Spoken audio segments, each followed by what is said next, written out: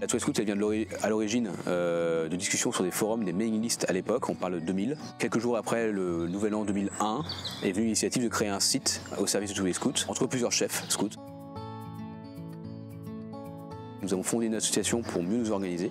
Puis le site s'est de plus en plus ouvert en dehors des scouts de France. À l'époque, ça s'appelait comme ça, pour s'adresser à tout le mouvement scout, en France, en Belgique, en Afrique, tout ce qui est scoutisme francophone en fait. Ces compétences-là en fait que nous on a dans le scoutisme, on ne se les limite pas à les diffuser dans le scoutisme, on cherche à les diffuser au maximum. De plus en plus de colos plein air existent, ils viennent chercher les fiches chez nous. Et je trouve ça pertinent de se dire que cette proposition-là, elle sert aussi à d'autres programmes et d'autres spiritualités et d'autres visions du monde.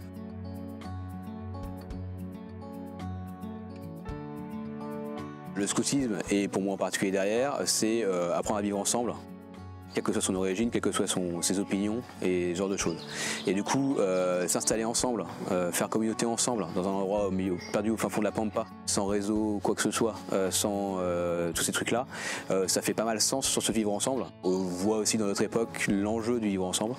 On se dit que si tous les jeunes vivaient ensemble, ça serait peut-être mieux.